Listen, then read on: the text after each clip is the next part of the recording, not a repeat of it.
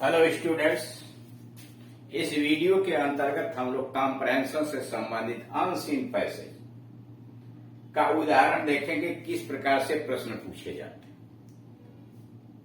UP board का जो नया कोर्स चेंज हुआ है उसमें पिछले वर्ष 4 प्रश्न पूछे गए थे। 2 प्रश्न 3-3 नंबर के, 2 प्रश्न 2-2 नंबर। इंटरमीडिएट के अंतर्गत 4 प्रश्न 3-3 नंबर के और 3 प्रश्न 1-1 नंबर के। कभी कभी 2 प्रश्न 1.5 नंबर करके हो जाते हैं, इस प्रकार। लेकिन अन्य प्रतियोगी परीक्षाओं के अंतर्गत कई प्रकार के प्रश्न होते हैं। लघु उत्तरीय प्रश्न होते हैं, शीर्षक और सब्सटेंस भी लिखना होता है। उसका उदाहरण बाद में देखा जाएगा। पहले हम शुरुआत हाई स्कूल स्तर से कर रहे हैं, फिर उसके बाद इंटरमीडिएट और अन्य चीजों की दिया जाएगा कि कैसे पैसे दिया होता है, उसका उत्तर आप क्या करेंगे। जैसे एग्जाम्पल नंबर 1 पर दिया हुआ, सबसे पहले आप पैसेज को चाहेंगे तो सरसरी निगाह से पढ़ लीजिए, अन्यथा पहले प्रश्न को पढ़ लीजिए और उससे आपको अंदाजा मिल जाएगा कि हम किस संबंध में, किस विषय वस्तु पर यह पैसेज लिखा हुआ है। दोनों तरीका आपके समझ में जो आपको सुविधाजनक, जिसमें कम समय लगे। जैसे मान लीजिए पहले हम पैसेज नहीं पढ़ते हैं, सीधे हम क्वेश्चन पर आ जा रहे हैं, सरसरी निगाह से सारे क्वेश्चन को देख लिया। यहाँ तो मान लीजिए उत्तर लिखा हुआ है, why is an electric train better than a steam train. इसका मतलब यह है कि विद्युत चालित रेलगाड़ी और भाप से चलने वाले रेलगाड़ी के विषय में तुलना की गई है, कौन अच्छा है कौन सा बुरा है। दूसरा क्वेश्चन कहता है, why does a railway passenger want to open the window. रेलगाड़ी में यात्रा करने वाला यात्री क्यों खिड़की खोलना चाहता है।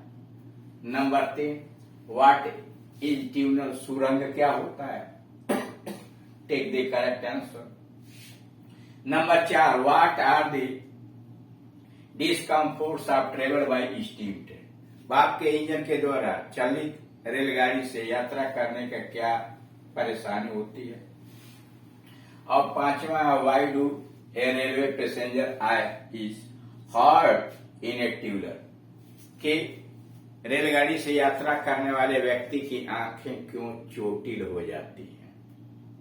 यह प्रश्न है। इसका मतलब यह है कि इस पैसेज में यह दर्शाया गया है कि भाप द्वारा चालित जो इंजन है उसके उस रेलगाड़ी से यात्रा करने में, यानी भाप से चलने वाले रेलगाड़ी में यात्रा करने में और बिजली से चलने वाली यात्रा, दोनों में क्या दिक्कतें हैं, क्या परेशानियां, क्या लाभ है। यहाँ पर अब मान लीजिए पहला नंबर का क्वेश्चन आपने पढ़ लिया, why is an electric train better than a steam train. बिजली से चालित रेलगाड़ी भाप चालित रेलगाड़ी से क्यों अच्छी है। अब पैसेज की शुरुआत करेंगे, पढ़ना कि इसका क्वेश्चन का आंसर कहाँ है। आंसर तो मान लीजिए यहाँ लिखा, लेकिन पैसेज शुरू कीजिए।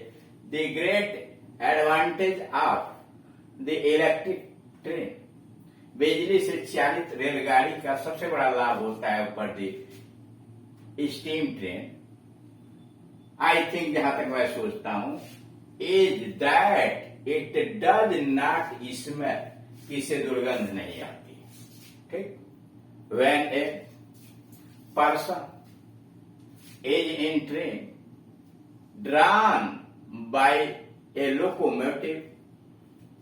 जब एक व्यक्ति भाप से चलने वाले इंजन की रेलगाड़ी से यात्रा करता है, he always has an unpleasant smell of burning coal around him। तो अपने चारों तरफ सदैव कोयला जलने की दुर्गंध उसे प्राप्त होती है। अब आंसर देख रहे हैं, यहां पर आपको मिल गया आंसर। यह मिल गया कि यहां तक आपने पढ़ लिया तो यह कह रहा है कि रेलगाड़ी से यात्रा करने और भाप से यात्रा करने के अंतर्गत क्या परेशानियां होती हैं। तो जब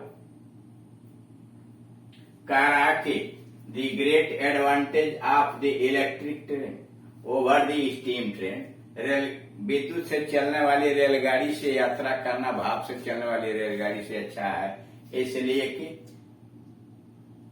is that it does not smell, यह दुर्गंध नहीं देती है।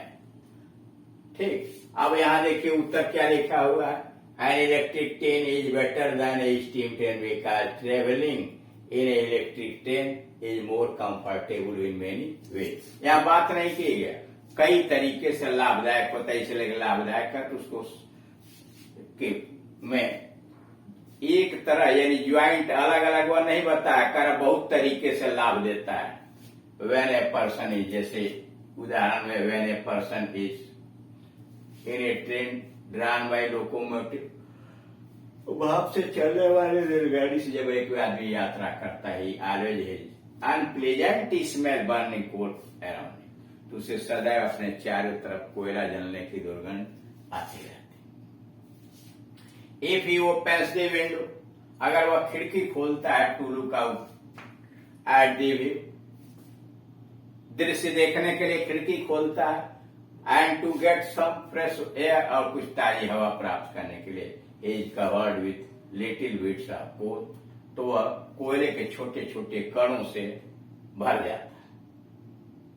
कोल एज, कोयले की छोटे छोटे राख के कणों से भर जाता है, which gets into his hair and eye, और यह कोयले के राख के कण उसके आंखों और बाल में पड़ जाते हैं। And soon force him to shut the window, और वो मजबूर हो जाता है कि दोबारा खिड़की को बंद कर दे। And the window into the impure atmosphere,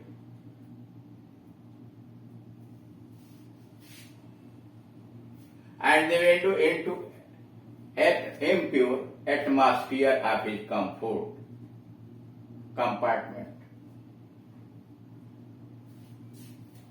and withdraw, और फिर उसे डब्बे के अपवित्र वातावरण के अंतर्गत रहने के लिए बाध्य हो जाता है। मतलब अगर ताजी हवा प्राप्त करने के लिए वो खिड़की खोलता है बाहर का दृश्य देखने के लिए, तो ऐसी की बार इतना कोयले के जलने की राख उसके अंतर्गत आती है, बालों में, आंखों में, शरीर को भस्म हो जाता है कि मजबूर होकर वो खिड़की बंद कर देता है, और उसे दुर्गंध से युक्त अपवित्र वातावरण डब्बे के अंतर्गत वो रहने को मजबूर हो जाता है। अब यहाँ दूसरा नंबर क्वेश्चन है, why does a railway passenger want to open the window, यही से लिया कि रेल का यात्री खिड़की खोलना क्यों चाहता है, ताजी हवा प्राप्त करने के लिए और बाहर का दृश्य देखने के लिए। आंसर हो गया है यहाँ पर, a railway passenger wants to open the window to get fresh air. रेल का में यात्रा करने वाला व्यक्ति खिड़की खोलता है ताजी हवा प्राप्त करने के लिए, and to view the outside, और बाहर का नजारा देखने के लिए भी जोड़ सकते हैं। अब उसके आगे कह रहा है, इन ए ट्यूनल, एक सुरंग में, as misery reaches a peak, सुरंग में उसका कष्ट और बढ़ जाता है। For there the smoke is forced into a small area, इसलिए कि वहां धुआं जो है एक सीमित क्षेत्र के अंतर्गत फैल जाता है। फ्रॉम विच, जहां से, it scapes into the train, जहां से यह अपने आप रेलगाड़ी में घुस जाता है, itself through any small crack, कहीं छोटा सा छेद या दरार मिला, इट में फाइंड, यानी धुआं जहां भी रेलगाड़ी के डब्बे में थोड़ा सा भी होल पाता है, उसी के थ्रू डब्बे में वह घुस जाता है। अब यहाँ तीसरा क्वेश्चन कर रहा, व्हाट इज ए ट्यूनल, सुरंग होता क्या है। Take the correct answer. पहला लिखा है, it is a long passage between the seats of the train, रेलगाड़ी के सीटों के बीच में लंबा सा गलियारा होता है। गलत, it is a passage between two mountains, तो दो पहाड़ों के बीच का स्थान होता है।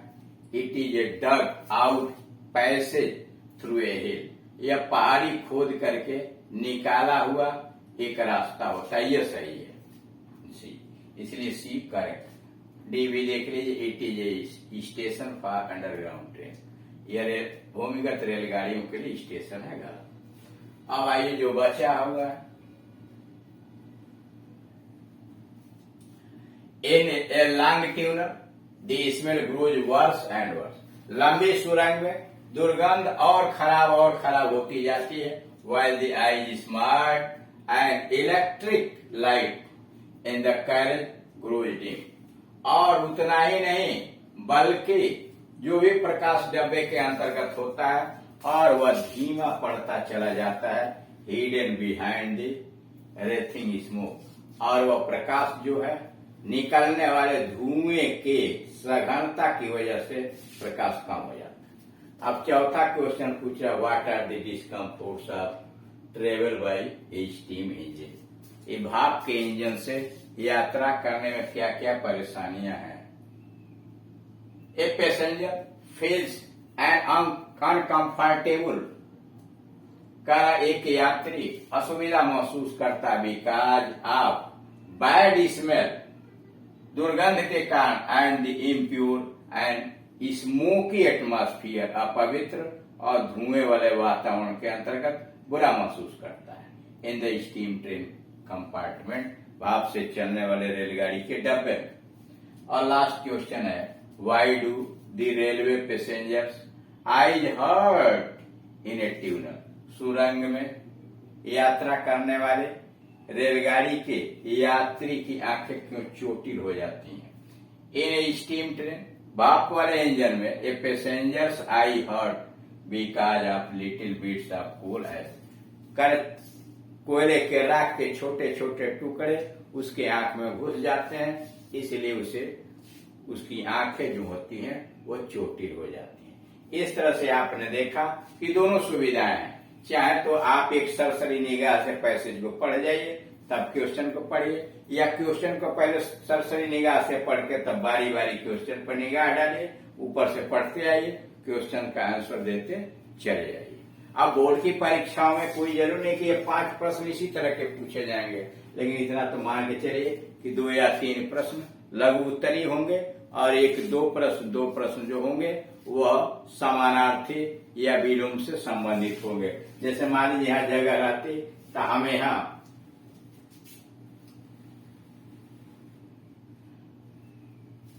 क्वेश्चन बनाया जा सकता है।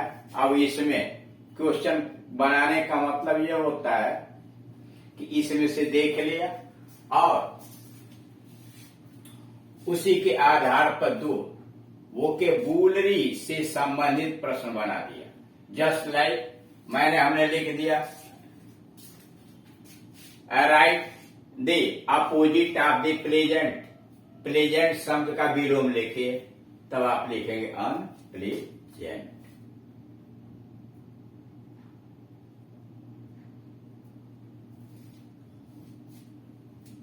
या उसी को दूसरे तरह से घुमा के लिख दिया, राइट द साइनोनाइम्स ऑफ सारोफुल, दुखपूर्ण, तो हो जाएगा अनप्लेजेंट। यानी इस तरह के कवर, इस तरह के चीजों को, छोटे छोटे चीजों को बनाया जा सकता है अपने। ठीक, अब फिर अगले वाले वीडियोस के अंतर्गत दूसरे उदाहरण छोटे छोटे आपको समझाए जाएंगे। Thank you.